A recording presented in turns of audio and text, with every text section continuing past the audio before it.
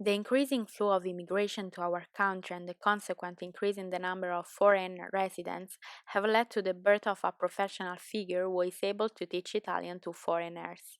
It is a little known and until recently almost improvised profession, but nowadays the Italian teacher for foreigners is an increasingly sought after professional figure. One of the areas in which the Italian language plays an important role all over the world is that of tourism, hospitality, and catering. Italy itself is an undisputed destination for international tourism, so it is essential that all those working in the sector are able to communicate in Italian.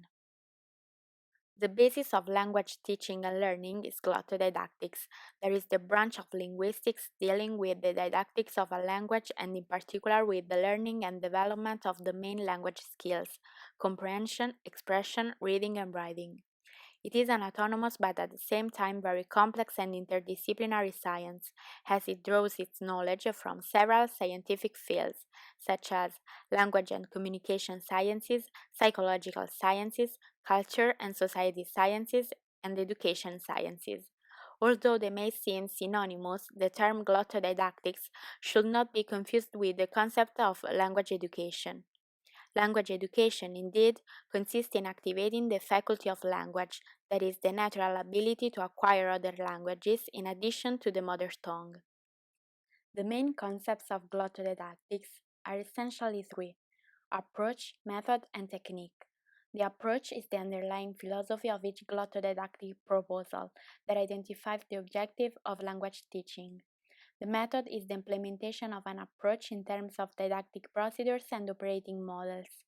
A technique is a classroom activity proposed by the teacher and reproduced by the students. Throughout history, especially from the 20th century to the present day, numerous didactic approaches have been developed, from the formalistic approach to the communicative one, each with its own methods and characteristics. What do we mean by Italian L2? The acronym L2 is generically associated with any language learned later than the mother tongue. However, according to the Italian linguist Paolo Balboni, it is important to underline the difference between foreign language LS and second language L2. A foreign language is the language that is generally studied at school, in a country where it is not usually spoken. For example, English is the most studied foreign language in Italy. LS is taught gradually, from beginner to advanced. The teacher usually knows precisely what the students have learned. Input comes from lectures, dialogues, or videos. A second language, instead, is the language that the student can find even outside the school context, in everyday life. Learning is partly controlled and partly spontaneous. The learner is immersed into the language and the input is much wider. In this study, therefore, we talk about tourist hotel operators who will learn Italian in Italy. Regardless of the type of language, the progress of the student during the learning process is measured through the Common European Framework of Reference for Languages.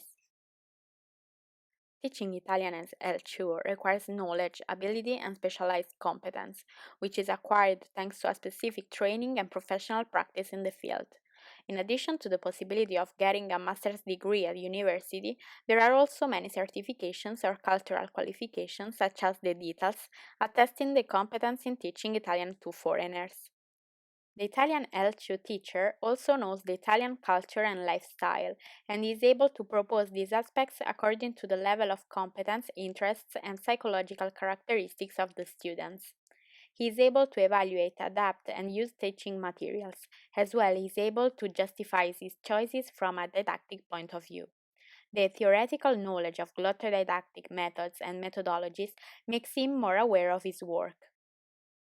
When we talk about tourist hotel operators, we mainly refer to adults who in this case have to learn a language.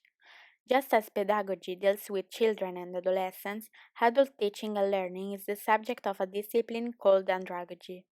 The adult learner is outside the school environment, is of age, and wants to be independent in his decisions. This makes the teacher and the adult socially equal. The teacher, indeed, is nothing more than a technician who knows the language and glottodidactics, as well as the adult takes and pays the course only to achieve certain goals. A psychological characteristic of the adult is the metalinguistic need. There is the need for very clear rules and explanations. It is essential that the student does not lose motivation. Among the most widely used didactic techniques with adults, stand out autonomous activities, while it will be better to avoid activities that may be embarrassing or that compare the student with the teacher. The most widely used methods for Aristotle operators can be summarized in some key points: workplace communication and social communication, lexical approach and memory games, workplace learning, intercultural competence, autonomous and heuristic learning. It follows that the communicative approach, the psychoaffective approach, and the psychomotor approach are the most suitable ones for this learner profile. With regard to the teaching materials to be used, adults need stimulating or memorization focused materials with the possibility to practice in the workplace. Tourist hotel operators include, for example, the tourist guide, the travel agent, or the concierge. In order to meet the needs of visitors and clients, they have to provide customer service, have problem solving skills, and above all, they have to be able to speak one or more foreign languages.